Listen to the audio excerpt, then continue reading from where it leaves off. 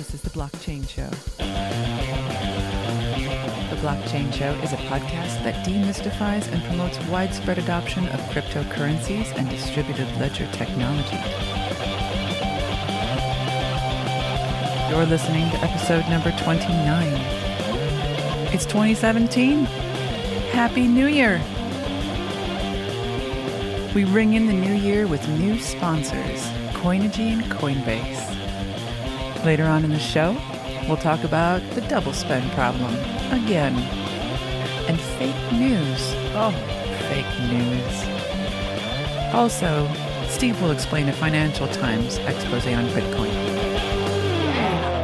Today's episode of The Blockchain Show is sponsored by Coinigy. Coinigy is an advanced Bitcoin, altcoin, and cryptocurrency day trading platform compatible with every major cryptocurrency exchange.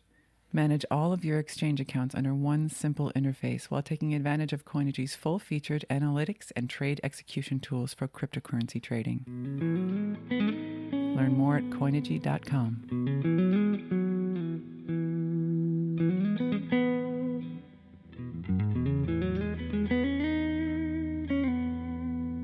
Are you looking for an easy way to buy Bitcoin or Ether on a safe, secure platform?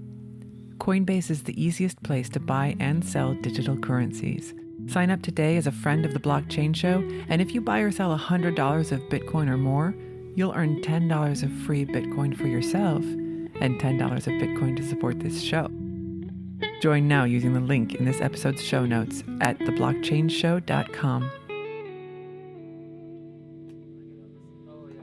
Back in 1999, he said this: the only thing that's missing is the ability to send cash over the internet and not have to know who the other person is. Just like you can hand someone cash, you don't have to know that person. Like, here's the cash. Like, we don't need to know each other and have like a regulatory agency storing our information. Mm-hmm. And I thought that was cool. He died before like a year or two before Bitcoin, the paper, was even published.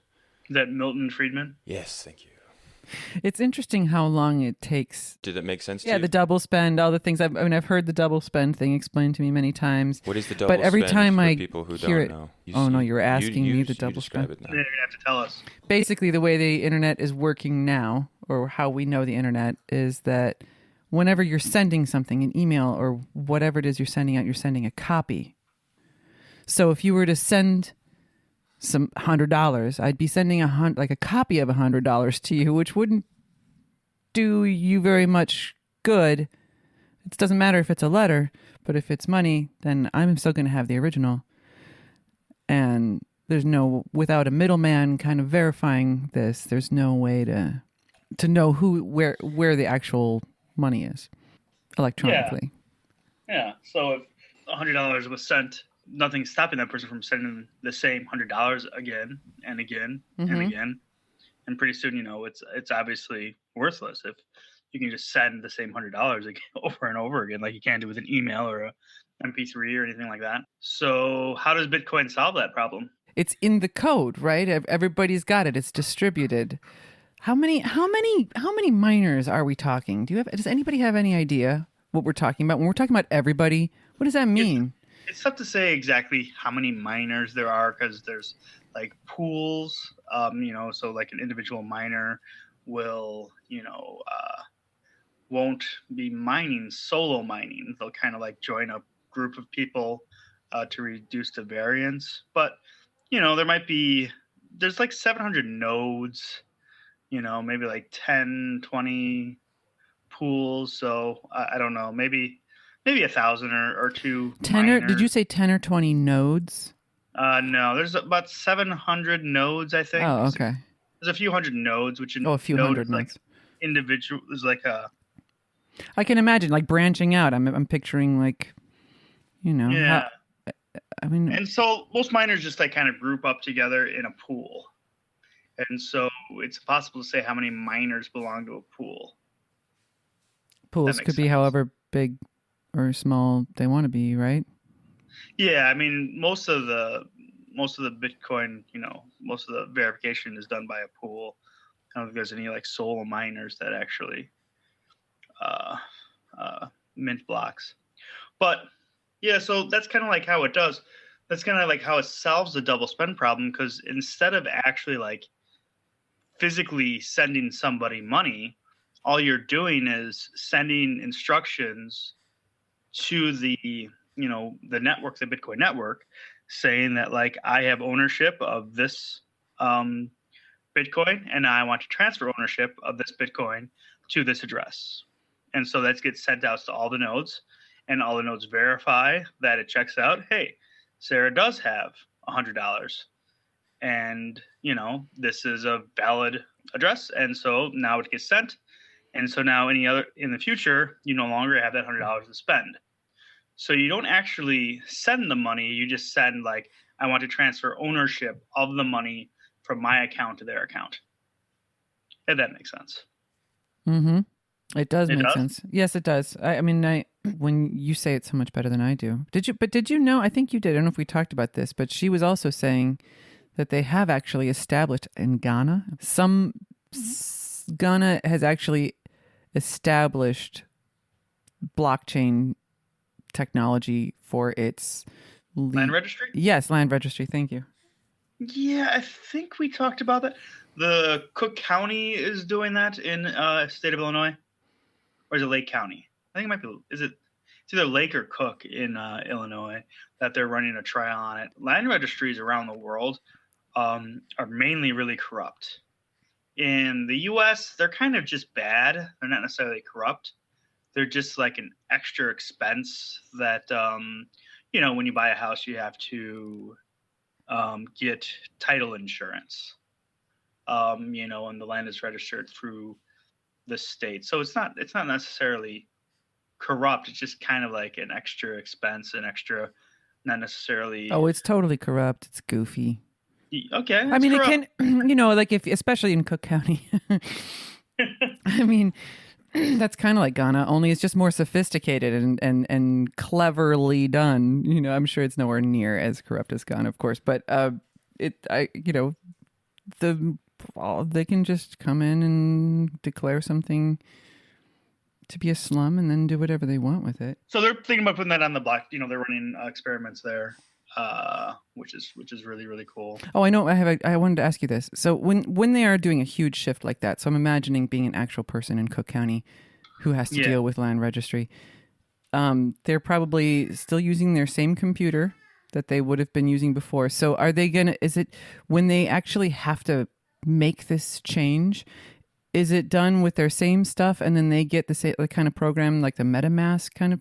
Is that am I right? But like, so they get something that goes with Chrome or with whatever that they already have. Right now the land registry in Cook County is, I think they're working with Block and Barra, I think, which is like the Bitcoin real estate something. And so, but Block is actually, who's the guy who does Block? Jeff Garzik. That's right. Yeah. So Jeff Garzik probably. That sounds like a Chicagoan. He's not a Chicagoan. He's an old-timey or old-school Pole? Garzik? I didn't say Polak. He's like what are they called? Cypherpunk from the 80s and 90s. Oh, he is? I love how I get these images of these dudes in my head, and then I get so surprised. Yeah, Cypherpunk is they weren't actually punks. They were just, Gives them a little extra cred. Definitely makes them sound cool. Yeah. It's a very credful name. But so, he probably built whatever it is they're using. So probably not MetaMask. MetaMask kind of works with the Ethereum blockchain. And Jeff Garzik still works on the Bitcoin blockchain. So they're actually doing it on the Bitcoin blockchain, working with Block. So I don't know exactly how they would do it. But in the future, I think, especially with, the cost of a Bitcoin transaction nowadays, that Bitcoin becomes less and less able to do anything but currency on. I do want to talk about the price increase. And there was an article. So the Financial Times posted an article. It was Bitcoin passes 1,000, but only number that matters is 0. Was the title of it? Mm-hmm. And in it, they talk about they inadvertently make one of the best cases for Bitcoin that I've ever heard. And it was an article written by this Dan McCrum, who was very, anti-Bitcoin in a way. Clearly doesn't understand it. And the points he was making really, really seemed to hit, like he just knocked it out of the park. If there was somebody wanted to make a case of why Bitcoin is worth 1,000 and why it's even worth more than that, and you should go out and purchase it right now, it's this guy. Well, tell me the name of the article again, because now I really want to know. So Bitcoin passes 1,000, but only number that matters is 0. The first thing he says is he talks about like the Bank for International Settlement estimates the amount traded daily for the world's 180 or so recognized currencies. Okay, so there's like a list of that, and the United States dollar in 2016 had like 4.8 trillion traded daily, and he mentions that the Peruvian sol had like 4 billion traded daily, and he says like, and that as a percentage rounds to 0, which is the important part of it. The Peru currency, say what you want about it, but you can't transfer the Peru sol instantly across the country. The Peru sol has lost value versus the USD 4 of the 5 last years, where Bitcoin has gained value, has been the top performing currency 6 of the last 7 years. It's like, if you actually look at what he's saying currently right now, it's like on par with the Peruvian sol as like how much people actually trade this currency. But think of how much better it is, how unique it is. And so like that's how much growth is there.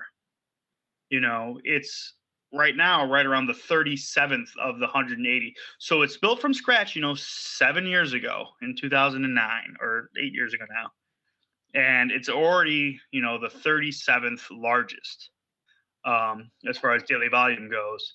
But there's still so much more room in the uptick. So, I mean, I think that's an excellent reason to purchase. I agree. And so then the second was the collected value, which is what's called the market cap. And so I look at the market cap of Bitcoin, and there is the market cap of Bitcoin.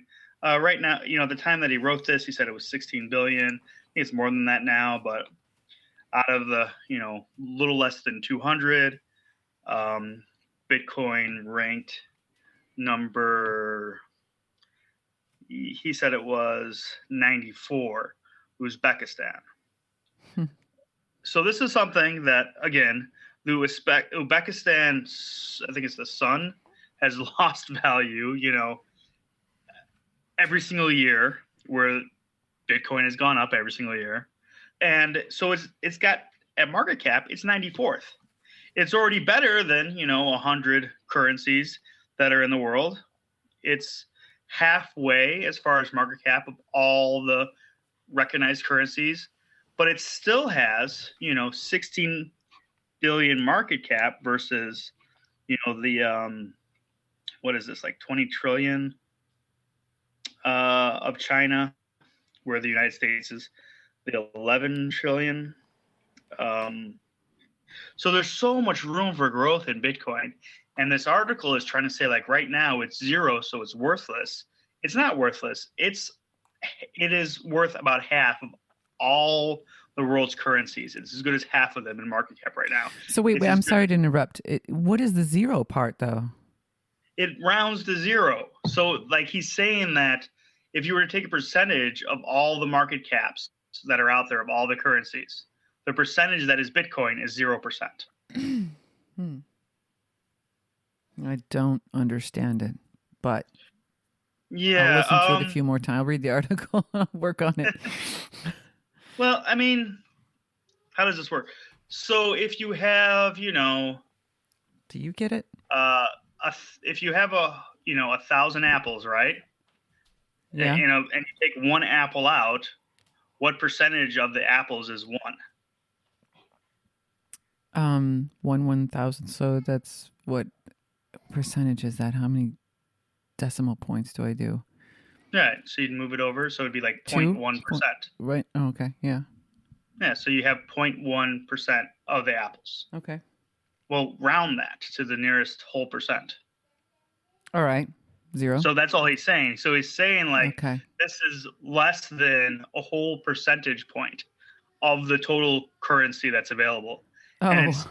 it's true, but it's ridiculous. Yeah, that is It's ridiculous. like, it makes this case like here's how much room that's out there. If this is something that is better than the USD, it has so much room to grow. That's almost a moot point. It almost is completely irrelevant. Of course it is. It doesn't even matter. I mean, you're right. It's like it's just so funny. It's so not even because it's like the trend is going one way. You can see that. Clearly. Yeah. So that kind of makes the other part a little bit irrelevant because it came on the scene in 2008. That's really funny. Uzbekistan, though. That one's probably not going to, that probably doesn't have too much staying power, that one.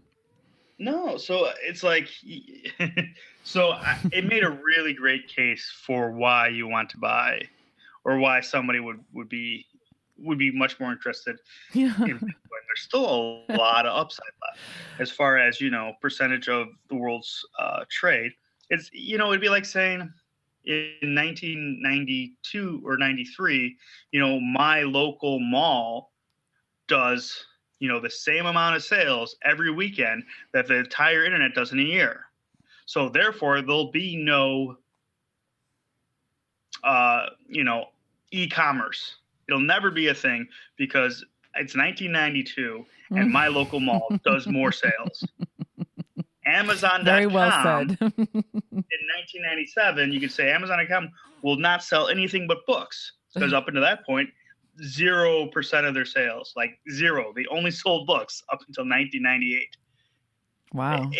It's just ridiculous that this person has such a limited view of things. And I think there's a lot of that in finances, and in journalism. Journalism don't really. Yes. They just want to put out an article, you know? Right. Didn't really research it, doesn't really understand the difference between a Bitcoin and a Uzbekistan sun or a Peruvian soul. Yeah. Yeah. That's funny. I mean, I think it's always interesting too. Anytime something is intentionally just discouraging, I can't help but want to do the opposite. It's in my nature, I guess. The rebel. Yeah. Don't buy Bitcoin. What was that? Buy Bitcoin? Got it. Yeah. And then, the article ended with it being like a Ponzi scheme or something. And it is, of course, or a pyramid scheme. And of course, not a pyramid scheme. Right. Yeah. Yep. So it was kind of like one of those articles. That one, I almost kind of forgot about that as even being something to discuss, but it is so fascinating still. I'd love to do my own little treasure hunt, like Satoshi Nakamoto thing is still interesting because it kind of, hearing her talk about it again, just sort of reminded me of how people often use that as a point of skepticism. Like to me, it's a point of fascination. It's like a mystery. There's this person or group of people out there that maybe they had to be aliens. They had to just have come down, dropped this white paper, and then beamed back up, and now they're watching everything, giggling. But how interesting that this huge revolutionary change comes from the ether. To me, that makes it, if nobody's trying to take credit for it, that almost makes it, I don't know why that doesn't make me skeptical. It makes me fascinated. It almost seems just too brilliant. Someone out there is just brilliant. Yeah, or scared. I mean, the people who have tried to create, currencies of their own that kind of skirt government controls haven't really been dealt with too kindly by governments. So, I think Satoshi had to stay in hiding for their own safety. So you're going to go with that over the alien thing? Yeah. I mean, it could actually be another government too. I guess like maybe, a quasi-government agency. Could be the Russians. Could be London. I think he pretty much, based off of some of the mannerisms and the time he slept and stuff like that, puts Satoshi Nakamoto in England or that part of the world. Wait. What puts him in England? Like the time he posted and stuff, and the mannerisms, like the words he used. Oh my God! Wait, where do you find information about his mannerisms and what he posts? If he is a he. Well, yeah, or she. Yeah. I think it's very in vogue to say she now for Satoshi. I don't know why. Really? Yeah, whoa! You're hanging out in circles. You're in deep. Who's saying she? I don't think anybody necessarily believes it. They just want to make the point, I guess. Right, like the way people do about God or something like. yeah, it's important to like, or they, Yes. I think a lot of people think it's Wei Dai or Weidai, and he's a guy who was in London. I think he was in London, yeah. And there's like this. I think one of the co-founders of Ethereum, Gavin Wood, just seems so smart that maybe he was Satoshi. I don't know. Well, those people seem to have survived, but I guess they're not going off the original idea. I mean, they're going off of the original idea. They didn't come up with it, so they're not the ones that are going to be chased down. They would be still, though, wouldn't they? Hal Finney was always thought to be Nick Szabo, maybe, or Szabo. Are those guys the Ethereum guys whose names are out there? Like, how's the DJ doing? Does he get bothered? Vitalik? Yeah. I mean, seriously? Do you know of like legal troubles for them yet, or no? It hasn't come to that. As far as I know, the U.S. government is kind of like seeing that they can't really do anything about it, and so they kind of wish that they could, but they don't want to fight a losing battle, and aren't going to at this time. Yeah, you don't want to mess with like tech people. That is a losing battle. Yeah, they also want to use the tech. There's certain benefits to it, so it doesn't look like. But who knows? That could change tomorrow, or in how many days? 10 days when Trump takes office. Is that how many days? I don't know. Sounds like you're counting down. Like 5 weeks or whatever. I don't know when he takes office. You think it's going to happen? Captain? What's that? Him take office? That we're going to actually have a President Trump? Sure. What if the Women's March stops him? I hear that there's a lot of people that want to stop that. What if there's 1 million women that stop Trump? He can't grab them all. Yeah. No. I'll grab by his balls. Be a ball grab for tiny hands. No, I think the only thing that could stop him is if like the CIA really decided that there was, foreign involvement in the rigging of elections in a way. That is, it doesn't even matter hysterical. because they passed that bill in Congress with a section entitling, I think the executive office or maybe Congress. Oh, you're talking about the Ministry of Truth? Yeah. Yeah. That's so very creepy. It's kind of vague and creepy, like, scary. On purpose. It's basically what they can intervene any news or anything that they don't deem like that doesn't line up with their media. Yeah. It's so ridiculous because there is a lot. It's like on one side, there's a lot of bullshit on everything, and it's so easy to propagate just misinformation, and people in foreign countries are paid big money to just write these absolutely false stories that people love to read and share, that fulfill their own worldview on both sides of it. And that's been happening at the same, forever. At the same time, like the government isn't really going to crack down on that crap. They're going to use it to silence dissenters and to silence people they don't care about, or people, they're going to use it as a form of censorship against real things, not to actually like stop, people saying that, whatever they say. I don't even know what they say. You know what I mean, or no? You probably think that I'm wrong. No, I actually was following you until I recently lost you when you talk about censorship. Yeah, I mean, so they're making a law because of say, so they can, take down news. That's bullshit. They should be able to take down news. Yeah, isn't that the point of news? Like even if it's Yeah. wrong or Yeah. if it's right, it seems like in this case it was right because are they referring to the leaked emails as the Russian interference? I don't even know what we're talking about now. I thought we were talking about the thing that was recently passed. Yeah, we are, but I'm trying to go back to the cause of what they're using as the reason to pass this law. Because I think it was just, a bunch of, it was the Russian emails or the WikiLeaks, and it was like articles and stuff that says like, Hillary Clinton murdered 3 people or whatever. there's a lot of weird shit, like the whole Pizzagate thing. There's a lot. Yeah, the Pizzagate a lot one. of strange. And I was almost wondering if the fake news thing was like a cover story to try to get some of the heat off of the leaked emails, which WikiLeaks themselves said wasn't a Russian thing. Like WikiLeaks, I'm pretty sure said this is like a regular release. Yeah. I said no. I can't say where it came from, but I can tell you it didn't come from the Russians. Yeah, it's so deep. It goes so. We're just in a strange world right now where people can share information, and they only want to see information that already they have beliefs, and they only want to see information that conforms with the beliefs that they already have. Right. And they want to share that information, and they don't care whether it's true or not. So you see a link that says like Hillary Clinton killed 2 people in Uzbekistan. Share.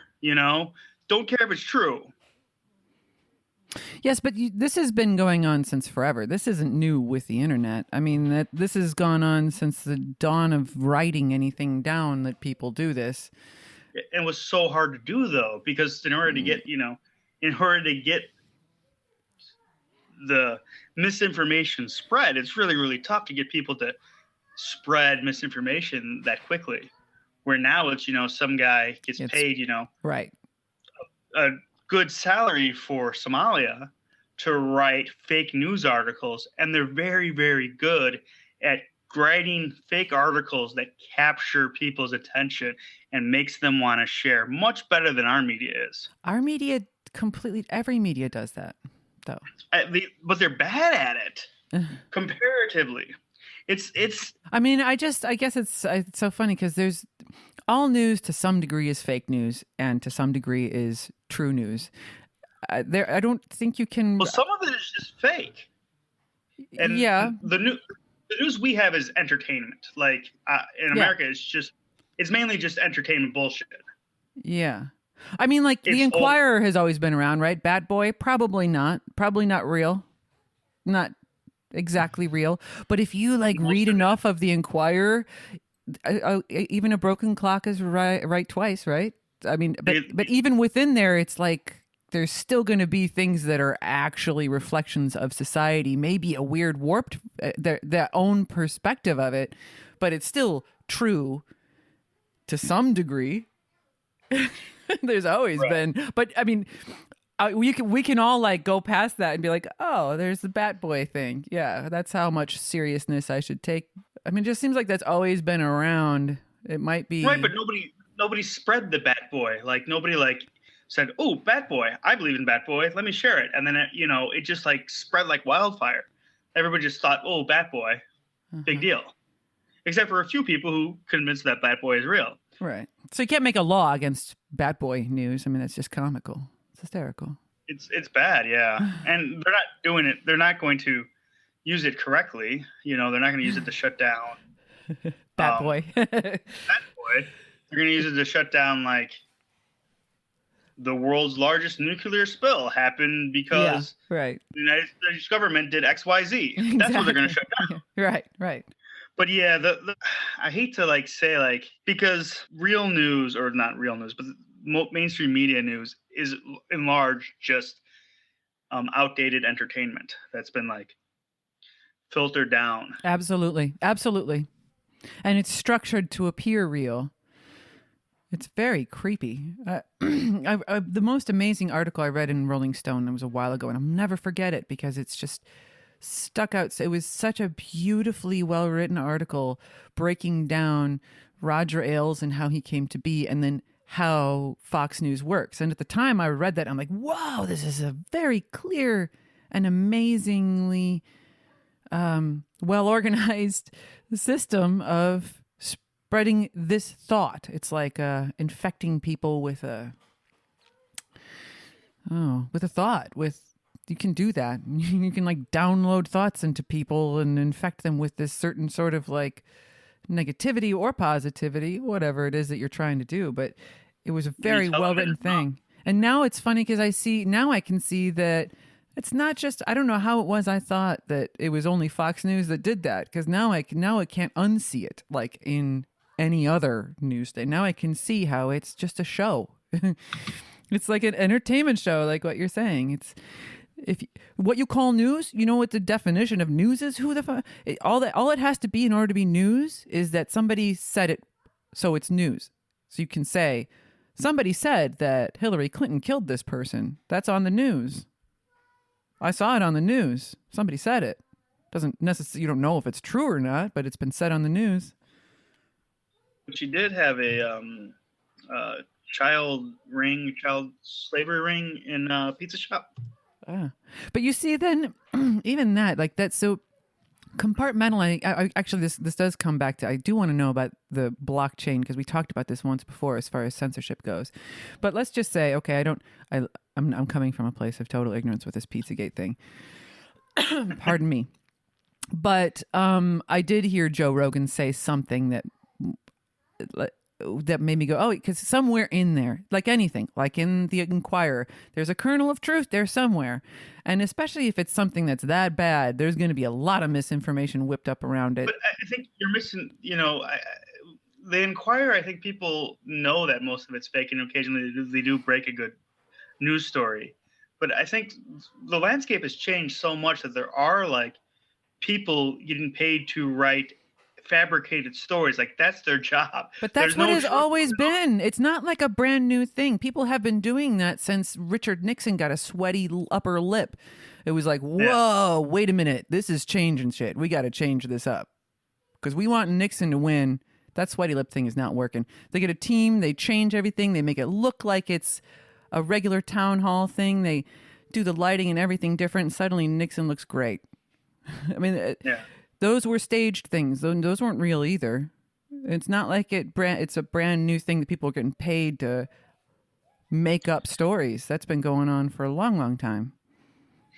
I don't think you realize how good they are at it now, and that's kind of the thing. They've always been good at it. Not this good. Not this good. It's not like they've never been able to like take a fake news story like Pizzagate and spread it across the country that quickly. Yes, they have. And they can make wars start over it. They have always been able to do this. They spend so much money to like bullshit the wars, like, ruin Colin Powell's career, ruin Condoleezza Rice's career. How many careers were ruined, to get all these people to bullshit us into going into wars? But with now, you could just like pay a guy $10 in Somalia and boom, it's done. Because they're so good at finding those, words nowadays. Maybe it's just me, but they're just so much better at it. I'd love to disagree with you because it makes it more interesting, but I do think that they're actually getting worse at it, and that's how it's becoming more visible. I think it's just people, you're talking about it now because they're getting worse at it. It's like, because they are paying it, because it can be so disseminated, it's so cheap now. You can pay a guy $10 and then it's going to be a $10 worth of crap news. Whereas before it was polished pretty well, pretty nice turd, polished up. And since the choices were so much smaller, you wouldn't see any of that.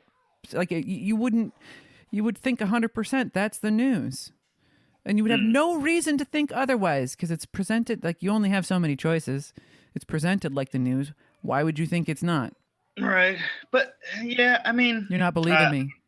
I think we're kind of both right in our, but we're not. Yes, exactly. we're both right, of course. But wait. Here's what I want to know: is that when we talked a little about this before? So how there's always, or like with the shoes too. I remember like somewhere along the line, there's still a human element in blockchain because humans wrote the code. Well, unless it was the aliens. You never know. Still got that theory out there until someone proves me wrong.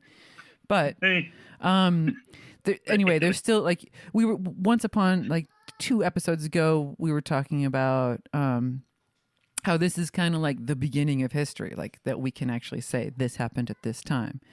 Yeah, this is the actual beginning of written history. Yeah. It's unalterable written history, which has never happened in the past. There's been, you could write stuff, but then somebody else would just rewrite it a little bit differently. Yeah. You can't do that anymore. Right. It's okay, so how could the blockchain like really authenticate? Like, what's to stop me from making a big fake news story and putting it out there on the block? Like, I own all of Calabasas. All you can do is put a fake news story out there. You can't like change what news was. So if somebody had put a record of land registry of who owned Calabasas before you,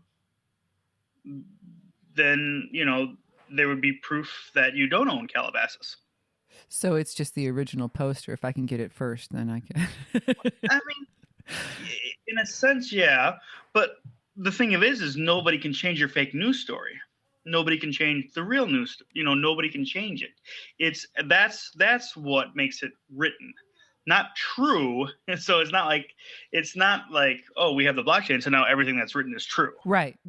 There's still, you still need to use your faculties to determine if it fits. That's what's needed. Is you need more and more people to have better bullshit detectors. There's a lot of bullshit, and I'm sure I have fallen for bullshit. Oh, I'm a champ. That's much bullshit. And so you don't need a law to prevent people from writing bullshit. You need people to be smart enough to have their bullshit detectors better adjusted. Right. Yeah, that comes with health and well-being too.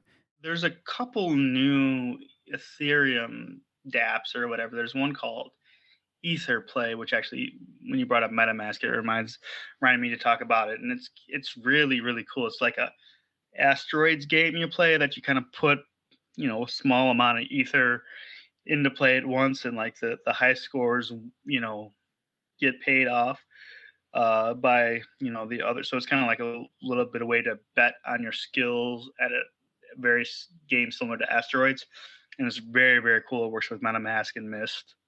So if you have any interest in trying a cool dApp, try Ether Play. It's very, very cool. I think I might. Yeah, check it out. Can I say one more thing about fake news before we move away from fake news? No, it's about the woman I was hearing last night talking about micropayments. Micropayments, yeah.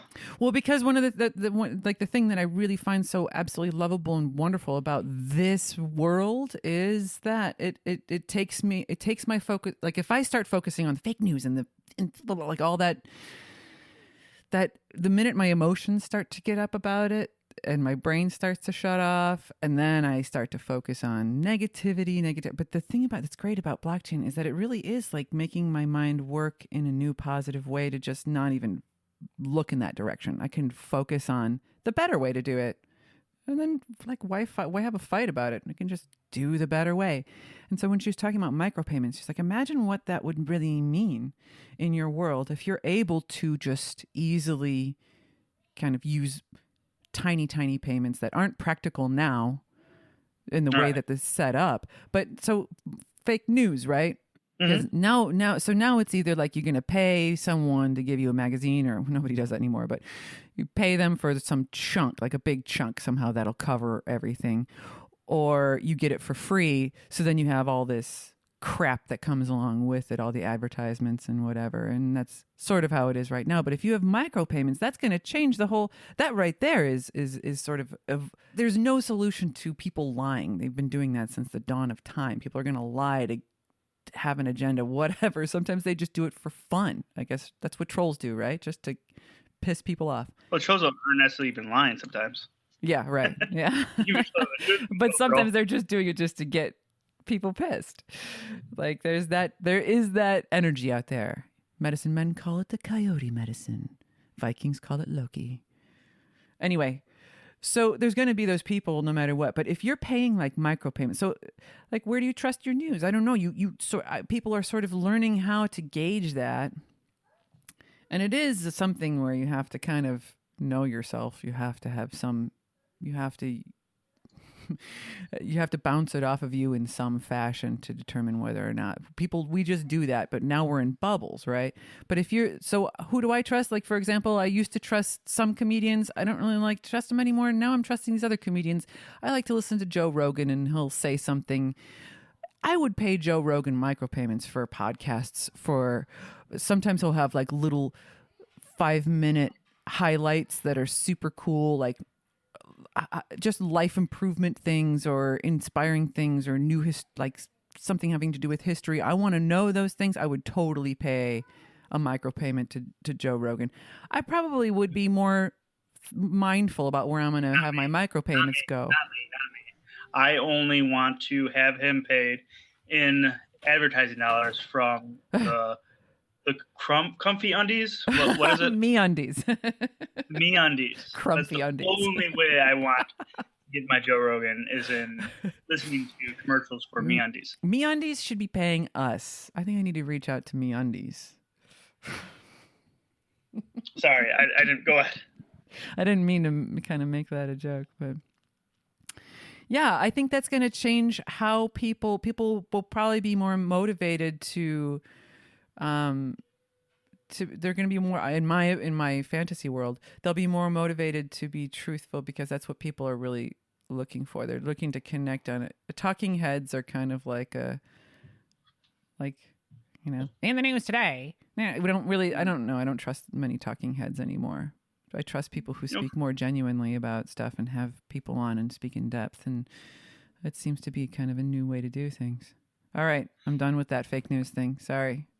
I think for a while there, the internet was mainly, a place where content got upvoted, good quality content, truthful content got upvoted mostly. There was always, a bit of as also like bullshit, but a lot of it was just how good the content was. And now it's not necessarily how good the content is, it's how misleading the title is. So if you can get a good misleading title, you can get people to click on your link, and that's the one that counts, right? It's about emotional response. Right. Fire people up, get them to post comments and share it and get pissed off. And that's kind of... And that's what you're going for. Right. That's what I'm talking about when I say like they're getting better at. That's what they're getting better at. Getting better at like firing up the troops, getting them riled to like roar. But I don't know. And I don't know, man. I guess I'm of the belief that for real wars have started. That's a pretty big thing. What is that fake news that started the Vietnam War? That was a load of bullshit. That got people pissed. Yeah, well, they would have gone to. I think like they would have gone to war anyways. It was just makes it. Yeah, they were just looking for something. They just had to make something up that would piss people off enough that they would agree to do heinous acts. So the other one I wanted to mention was Status. Status.im, I think, or status.io, status.im, status. Something. It's like it's in alpha, so it's like got tons of bugs and a whole bunch of stuff to work out, but it was just released. And if you have Android, you can download it and test it out. So it's like a app that uses the Whisper messaging system on Ethereum. So that's end-to-end encryption. So nobody can, snoop on your conversations because it's encrypted end-to-end. And you can, it's got Ethereum native in the app. So you can send Ethereum to anybody in it. So that means you can send, any of the Ethereum ERC20 tokens, any of the things right in there. So it's like this really, really cool social. It's like the first social crypto thing that I've seen. Maybe Change Tip would be the first one. Yeah, I take that back. There was some tipping apps. I don't know if you're familiar with that. Tipping? Yeah. For a while, there was really big to like tip cryptocurrency. So on like... Oh, really? Yeah. Yeah. So you could, on Reddit, you could tip somebody, or on Facebook, tip somebody. So you could send them like a small amount, like a micropayment, but a Damn small it! Why amount. isn't that cool anymore? It went out of style when Ugh. Bitcoin payments went a little high, I guess. The extra, the fees went up on it. I think it's going to come back with, there's a lot of scammers on the internet too. So when you tip people you end up creating like this environment where you try to get somebody to create some, look for an emotional response that gets them tips. And so those type of things. We should give a thank out to our sponsor, Coinigy and Coinbase. Today's episode of the Blockchain Show is sponsored by Coinigy. Coinigy is an advanced Bitcoin, altcoin, and cryptocurrency day trading platform compatible with every major cryptocurrency exchange. Manage all your exchange accounts under one simple interface while taking advantage of Coinigy's full-featured analytics and trade execution tools. Learn more at Coinigy.com. What is a trade execution tool? A trade execution tool? I'm glad you asked. It is a way to execute. So if you're looking at like Poloniex and other exchanges like Kraken or something, you can do your charting right through Coinigy, as well as you can trade right through Coinigy. There's even some like advanced trades that you can only do on Coinigy that the exchange itself doesn't offer. But because you're using, an API to do the trade, you can use Coinigy to manage all your different trading platforms in one spot. Very impressive. Pretty cool. Are you looking for an easy way to buy Bitcoin or Ether on a safe, secure platform? Coinbase is the easiest place to buy and sell digital currencies. Sign up today as a friend of the Blockchain Show, and if you buy or sell $100 of Bitcoin or more, you'll earn $10 of free Bitcoin for yourself and $10 of Bitcoin to support this show. Join now using the link in this episode's show notes at theblockchainshow.com. Today's episode of The Blockchain Show is sponsored by Coinigy. Coinigy is an advanced Bitcoin, altcoin, and cryptocurrency day trading platform compatible with every major cryptocurrency exchange. Manage all of your exchange accounts under one simple interface while taking advantage of Coinigy's full-featured analytics and trade execution tools for cryptocurrency trading. Learn more at Coinigy.com.